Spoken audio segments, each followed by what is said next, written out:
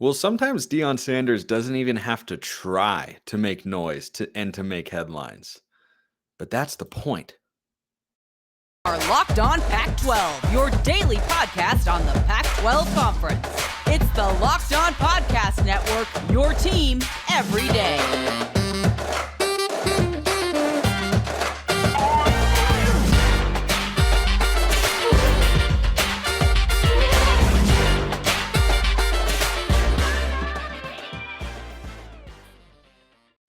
Welcome, everybody, to another episode of Locked On Pac-12. I'm your host, Spencer McLaughlin. Thank you so much for making this your first listen or your first view of the day. If you're watching on YouTube, part of the Locked On Podcast Network, your team every day. This is your number one source to stay up to date with our media rights-free and beloved Conference of Champions. If you haven't already, like, comment, subscribe wherever you listen to or watch this show. We recently hit 2,500 on YouTube. I'm so very grateful to all of you who have made that happen. We have also got our first appearance, and it won't be the last, from Kevin Borba. He's our newest host of Locked On Buffs. All you CU fans out there, if you want daily Colorado content, you want everything that's happening with Coach Prime, you go check him out on YouTube or wherever you get your podcasts. But Kevin, the noise with Deion, it drives people at both ends of the spectrum. He's the greatest thing since sliced bread. He's the worst thing to ever happen to college football. He's ruining the sport. You know, you got a lot of people in between, but you certainly have people on both sides of that spectrum. This Matt Rhule kind of jab from Deion Sanders, I look at it and I say, yeah, this is kind of the point if you're Colorado, because now everyone's thinking in their minds, Nebraska, Colorado, oh, they play in week 2. Oh, I can't watch. Like, this is kind of the point of hiring Deion at some level, right? You want wins. That's the point of it too.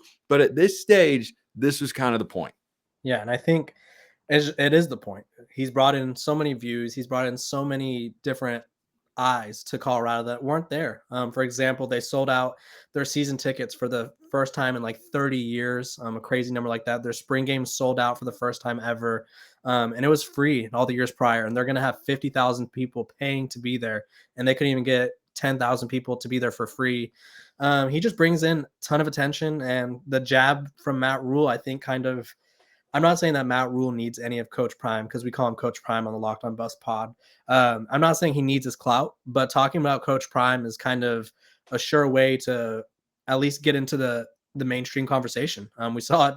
Everybody was talking about it. Everybody was writing about it. We're kind of in this weird period of college football where nothing's happening, but also a lot of things are happening. And so that was one of those things that happened when nothing was happening. So now it's like the main story. So yeah, Coach Prime bringing all the craziness to Colorado that just, I don't think the program has ever experienced. I think people always cite the 90s as their heyday, which it was. There was no social media. I don't know if the internet was alive. I don't know. I'm not old enough. I think that was like late 90s is when it started.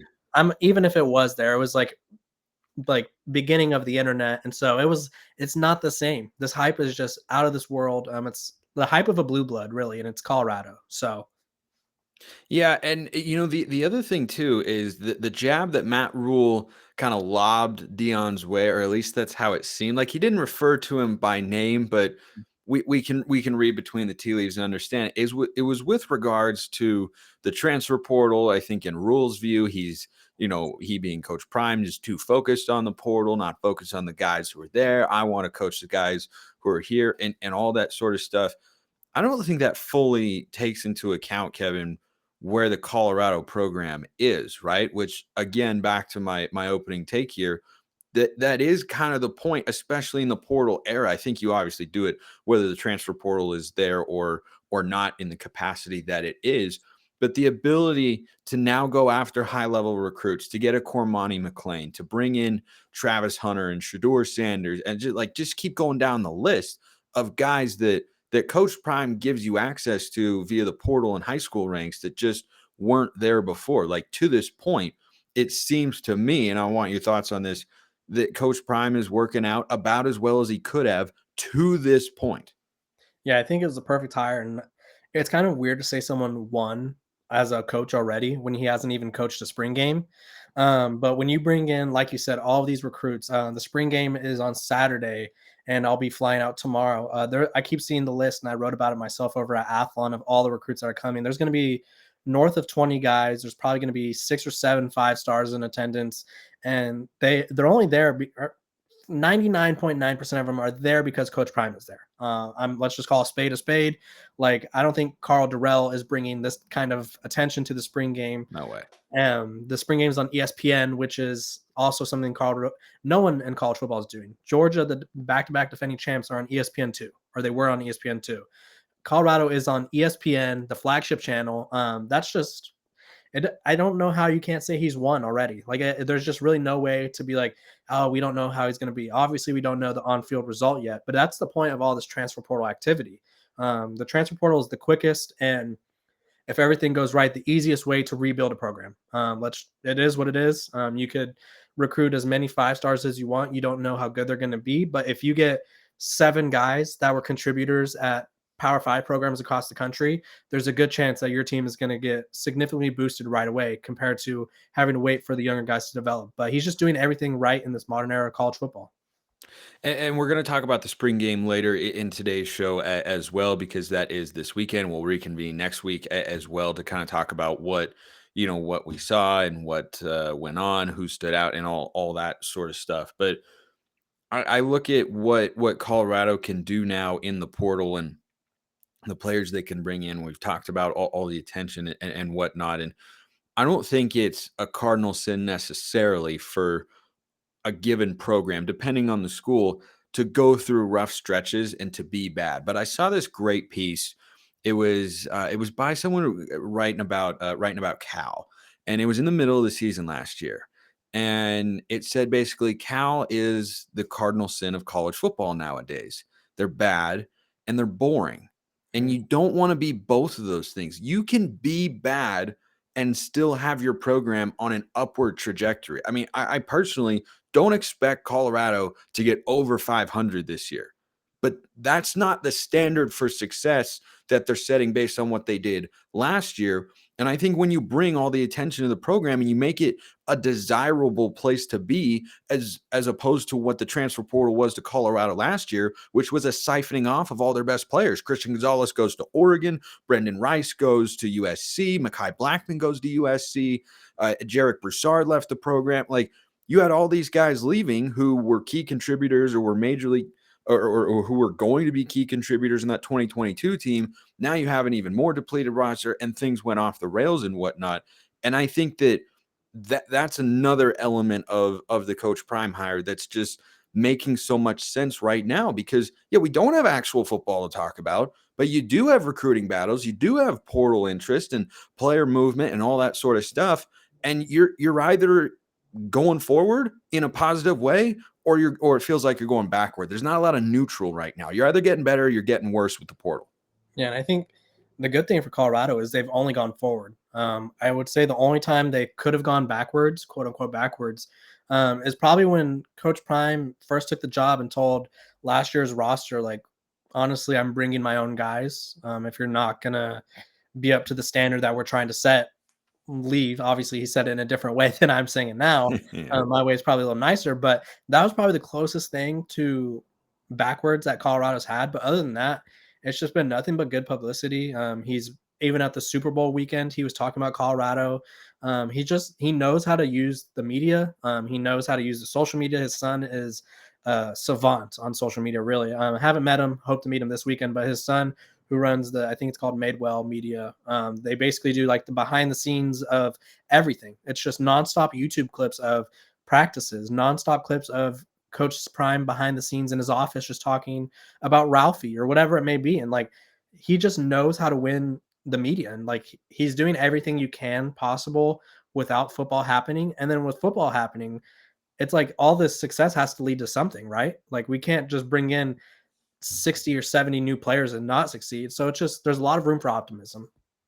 Yeah, absolutely. And you talk about them going forward, their roster is clearly taking a big step forward, but Colorado going forward, is it the best thing for them to be in the Pac-12? We'll talk about that after we talk about the other exciting thing happening on April 22nd. Yes, it's the Colorado spring game, but Built is also unveiling a new flavor. I don't have all the details yet. You don't have them yet, but the excitement is real and it's something you don't want to miss. If you know how Built works, they have the most incredible protein bars in the world. I always have at least one in my golf bag and got them in my pantry all the time. They have these amazing flavor drops they've done over the years with unreal flavors in limited quantity. So mark your calendars for this Saturday. Colorado spring game. That's on ESPN. But you also have to head to built.com. Maybe do it just before or after the spring game on April 22nd. That's this Saturday, to be one of the first to discover what all the hype is about. I can't wait to see what the new flavor is. I'm a mint brownie guy through and through, but I love a bunch of other great flavors, and I'm excited to see what Built's got coming. So make sure to use the promo code LOCKEDON15, and you'll get 15% off of your order. All right, Kevin, let's get into the other part of college sports that everyone just can't get enough of. I mean, you and I both, work here at the Locked On Network. We see what people care about. We see what people don't care as much about. Everybody loves them some realignment talk. So yeah, you can't go a day without it, right? You can't go a day and not discuss it. And I haven't kind of picked your brain on that front. Colorado, until a tweet from athletic director Rick George that gave me quite the chuckle, I must say, has been pretty quiet for the last several months. And then there was a tweet from an account who purports to know things but does not really, and said Colorado is voting on Monday about whether or not to stay in the Pac-12 or something like that. And Rick George just said there is absolutely no truth to this tweet, and then the tweet was promptly deleted. So that's the only thing we've really heard from the Colorado side of things. So where do you stand, and where do you think Colorado stands right now in this kind of Pac-12, Big 12 discussion, shall we say? Yeah, and I think I talked about, I think the account is MHV3ER or whatever. It's like MH for 3, something like that. Yeah, something like that. He posts a bunch of stuff that is ridiculous and not true. He's an insider that I don't think he's hit yet that I'm aware of. Don't know who his sources are. Don't even know who he is, but he's got sources that are telling him things. And that one, it was interesting because that was in fact the first time Colorado had kind of said anything. The 4 corner schools were like, no, we're staying with the Pac-12. And that was the first time Colorado had publicly at least come out and been like, we're staying. I had John Canzano on my podcast the other day, and he was like, Colorado's been telling me they're staying and they want to stay, but they are doing their due diligence, which I don't think is a shock to anybody. But in terms of it's all over the place. The fans are kind of split. I think the fans, I probably want to return to the Big 12, I would say, is kind of the consensus I get. The Big 12 wants them. I have Big 12 fans and people in my mentions every time I talk about it, telling me how the Big 12 is better and all this. And I'm like, if we're breaking it down, this is like a podcast for a different day. The Big 12 doesn't have a brand outside, excluding Texas and Oklahoma, because they're going to the SEC. Let me put that notion there. They do not have a brand that matches up to Oregon, Washington, even Stanford in their heyday. They just don't. It's just a fact. I'm not like, it's not a hot take. It's just a straight up fact. But the fans in the Big 12 want Colorado back. Who doesn't want Coach Prime? We just spent 10 minutes talking about everything he brings. And so in terms of wanting Colorado, that means they want Coach Prime. Isn't shocking. I think Colorado's best move is to stay in the Pac-12. If they're going to make the same, if not more, or slightly less money, there's really no motivation to leave the Pac-12. The Pac-12 really kind of offers them something that the Big 12 doesn't. They offer them a chance to be the premier brand, which I guess they could be in the Big 12, but the Pac-12 has a chance to be a premier brand without USC and UCLA, and Colorado could be that. And so I think in terms of fans, they want the Big 12. The school and all the people that actually are in the room making the decisions, unless there's a big discrepancy in money, they want the Pac-12. That's just how I've kind of been telling people. Yeah, I completely understand schools doing their due diligence. We've seen Robert Robbins at Arizona hint at, like this offer could be on the table. We could do this, but we want to stay in the Pac. And anyone who still has doubts about whether or not a school wants to stay in the Pac, there's no media rights deal. There's nothing to sign at the moment. The Big 12 would take them tomorrow. If anyone really wanted, doesn't mean schools won't one day end up elsewhere, though I seriously doubt that as well. But I can't sit here with a shred of honesty and say it's an impossibility at this point in time. Like, yeah, sure, it is technically possible, but if you're talking about the desire of the schools, if they had a big desire to go to the Big 12, they'd already be there. I mean, this has been sitting out here for, 6 months or so from whenever the Big 12 announced their deal, and they could add Power 5 schools, and they've all said, no, thank you. So I think Colorado is best suited to be in the Pac-12 as well. I think it's also great for the Pac-12 to keep Colorado interested, as long as Coach Prime is at Colorado, which is a touchy subject, I'm sure, and I won't make you dive into that one today. That'll be a subject for future podcasts many a times, I'm sure. But I think the other thing for Colorado is you do have a real opportunity on the football front. Like, yeah, okay, Oregon and Washington and Utah are pretty clearly your top 3 football brands right now. But if you look at every other major conference, they've got a top 4 or 5 who consistently fluctuate in and out of being in that conference championship, college football playoff, New Year's Six bowl game, national championship sort of picture, right? Like in the SEC, we've seen Alabama there. We've seen Georgia there. We've seen Florida there back in the day. We've seen LSU get there recently. Like they've had 3 different schools win a national championship in the last, 5 seasons or so, Alabama, LSU, and Georgia. So I think that when you look at the landscape in the Pac-12, it's a great place for Colorado to be because, yeah, it's weaker without USC and UCLA, but it creates a void. And after Oregon, Washington, and Utah, you're talking about the next strongest teams potentially being Oregon State. And I think Jonathan Smith is a heck of a head coach and is doing a really good job, but they've never had staying power at that level. He's trying to bring them into that era. I think he could do that, but you're not talking about that as a guarantee. And plus, Oregon State will never recruit at the same level that Colorado can with Coach Prime. Like, I think they could very well be consistently in the top 4 in the Pac-12 going forward. Yeah, and I don't think that's outlandish at all. I think they could even ascend to that top 2, top 3 spot, really. For example, and this is Coach Prime was on the job for, I don't remember the timeline of when he was hired, but he was hired, let's say 2 weeks before early signing day. Colorado ended up with the top 25 class. A lot of kids, he flipped a kid from Auburn who had never visited Colorado at the time. He flipped people who had never set foot in Boulder. And so that's with a week or so on the job. So I'm giving him a whole year or 2 to build what he's building at Colorado. Colorado has a chance to ascend. The only way to go is up, really. You're going to get top talent. You're going to continue to attract transfers because while they're not going to be bringing in 50 new guys a year, they're still going to be bringing in transfer guys. That's just how the game works these days. But yeah, I just feel like there's more room to grow in the Pac-12, whereas the Big 12 feels like a hodgepodge of like mid to good teams. Yeah, I've talked about this with Josh Neighbors of Locked On Big 12 before. I think if you're talking high-end, high-ceiling programs, you've got more of those in the pack, and we don't really know what the ceiling could be at Colorado with Coach Prime at the helm, right? You talk about what they were in the 90s and whatnot.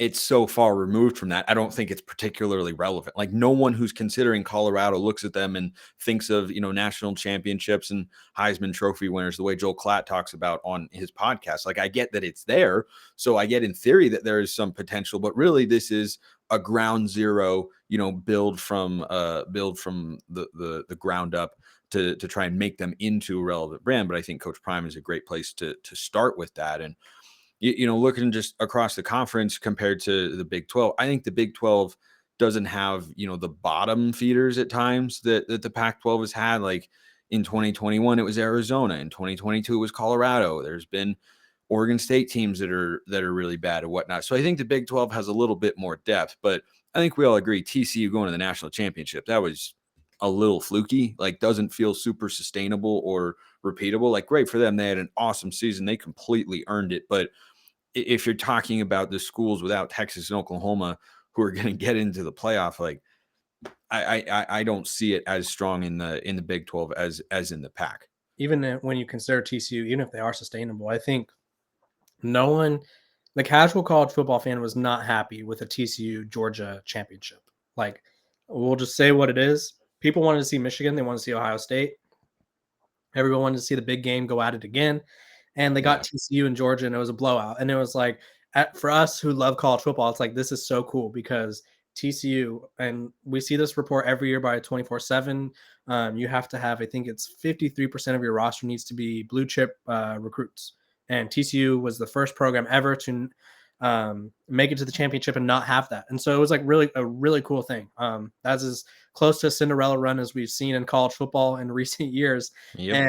And one, is it sustainable? We don't know. Even if it is, I don't think a TCU at that level is going to compare to an Oregon at that level. Like if Oregon's consistently in the playoff, I think more people will tune in to an Oregon playoff game than a TCU playoff game. I just think that's what it is. And so yeah. I think the Big 12 though, and like I can't fault the fans because really the Pac-12 has like constantly peed down their own leg this entire year in terms of handling the press. I think they're always playing defense, and always when they do play defense, it's like they put these time periods out where it's like, okay, we're going to have this by June 15th or whatever the day is.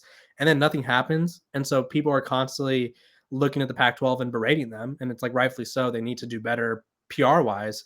But realistically, the Pac-12 is in a good position. I think the Big 12 is just feeling confident right now because they already have all their eggs in the basket. And it's like, you can't blame them, but you have to like, it's understandable that it's like recency bias, if you will. I think just to wrap this point up, it's recency bias because the Big 12 is completed and the Pac-12 is still going. So we don't know what to make of them. And so they have that and the Pac-12 doesn't. Yeah, I think that's a good way of looking at it. Let's pivot over to the spring game, and spring football talk has been fleeting here on the show, given that we don't have a media rights deal at this point in time. But we're gonna work on that, trying to get into that spring football phase. We've had a couple spring games already: USC and Arizona State, and Colorado, of course, this weekend on ESPN. Kevin, just big picture, it figures to be quite the spectacle, given that it's on ESPN and it's going to be sold out, and Coach Prime will be on TV, and Colorado, university's got to be loving that sort of stuff. But in terms of the actual football, what are you looking for here from Colorado after such a dramatic roster shakeup after a disastrous 1-11 season? Yeah, it's going to be interesting because obviously we get to see Shadur and Travis Hunter play together in Colorado uniforms for the first time. We get to see some of the transfers they brought in. Not everybody's on campus yet. And then another interesting thing too is there's like another wave of people leaving. I think they're currently at like the 10 to 12 range of guys leaving right now that have entered the portal. And so I think they're at like 5 scholarship defensive linemen on the roster that will be playing in the spring game. Whoa. Yeah, it's just That's a low number. It is. I think it's 5. It's a low number like that. Pretty sure it's 5. And it's just, it's part of Coach Prime's process. He's cycling out guys so he could bring in more. And so it just so happens to be that it's right before the spring game. But I think we're going to see the Sean Lewis offense, which is as fast as it could be. We're going to see guys like Jimmy Horn, who is probably one of the fastest guys in the country at wide receiver. A lot of things are going to be happening. There's going to be celebrities there. I'm not breaking any news, but Wiz Khalifa is in Colorado at the same time. I feel like there could be an appearance. Oh my goodness, that's a throwback name right there. I know. Lil Wayne was hanging out around the locker room earlier a few months ago, so maybe he shows back up. I feel like it's going to be a who's who. There's a ton of NFL guys there, so a lot of names are going to be there. I'll be there. I'm probably one of the least famous people there, but I will be there.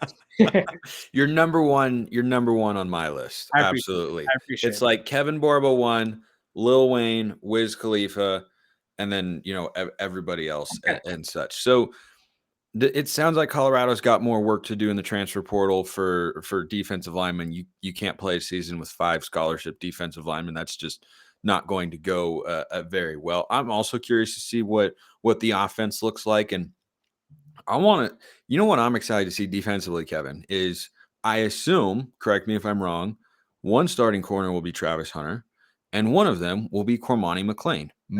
Eventually, yes. Not on Saturday. Okay. Cormani's not there yet. But yeah, defensively, they brought in a ton of transfers. It's just not everybody's there yet, which is kind of the unfortunate thing. And like as someone who's newer to the Colorado scene, and obviously they have 70,000 new people on the roster, I'm like trying to learn everybody, and they don't all have numbers yet because they all have to earn their number. Not everybody's there. It's really difficult to learn the roster when nobody has a number. I honestly think there's like 11 guys with numbers, maybe 12. And so I'm trying to learn everybody's name, trying to learn. Yeah, that's like a story each day. It's like, oh, so-and-so earned his number, right? Yeah, and unless there's going to be like 70 guys earning their number tomorrow, I'm pretty sure that a majority of the spring game is going to be with guys without numbers, unless they're going to give them numbers for the game. I don't know how that's going to work. Well, that's going to make it just so much fun for members of the media to keep track of. The play-by-play announcer is going to be crucial. The PR do you know who they have doing the play-by-play for that? I don't. Man, I tell you what, I do play-by-play for a lot of different sports. The one that can be the toughest for me is gymnastics. No numbers. That's No numbers. They're all out there in their leotards, and I've got to go off of faces. I got to go off people I know, but I could at least go off of a face of a camera shot. You can't see anything when he's inside a helmet on TV. Goodness gracious! But one last thing I want to ask you for today's show, Kevin, is offensively, you're not sure, kind of what to expect specifically. I'm sure you got inclinations and you can watch film, you can do, but you won't know exactly what it'll look like and what formations you'll be running, what sorts of plays, concepts, and all that sort of stuff. What to you is a successful spring game for the Colorado offense? What sort of identifiable things will you look at and afterwards say, boy, I feel good about how Colorado's offense will look going into next year? Yeah, I think I want to say putting up a lot of points that feels like a cop-out answer, but putting up a lot of points on national television is going to be a big deal for that offense.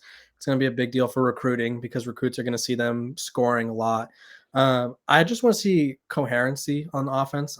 Sean Lewis's offense is notoriously fast. I believe the thing is they run a play every 30 seconds of real time. And so it's like that. And just for people who don't know, where did Sean Lewis come from? Came from Kent State. He took the offensive coordinator job as he was a head coach. He decided to step down as a head coach and be the offensive coordinator for Colorado. But yeah, his offense is just really fast. And so I think when you have a lot of new faces and offense that goes really quickly, you'd like to see some completions. The offensive line is a big mystery to me. They have, I don't even know how many new guys, new faces, but the reports haven't been like super positive. They're still adjusting to the speed. And so I think how much Shadur gets protected, obviously he's not going to be getting tackled in the spring game, but for every time someone gets a hand on him, that's a sack. And so you'd have to imagine every time someone touches Shadur in the backfield, that's him getting ran over by a 300-pound defensive lineman, unless he runs away, obviously. And so you just want to see an offensive line that can protect. You want to see some completions. The running backs are all going to be interesting because Kentucky's running back transfer, Cavossier Smoke, I believe is how you say his name. He's not there yet. And so you're getting Dylan Edwards, who's really fast. Just all the new faces, really. You just want to see if they're on the same page and how fast they could keep up with each other. Kevin Borba is the host of Locked On Buffs Monday through Friday on YouTube and wherever you get your podcasts. Somehow this is your first appearance here on the show. I suppose you haven't been with us here Locked On for very long, but doing an outstanding job. Go check him out. He's at Kevin_Borba on Twitter. And we will reconvene next week to talk about what we saw. Thanks, Kevin. Yep. Appreciate everyone listening. I will see you next time. And until then, hope you have a wonderful rest of your day.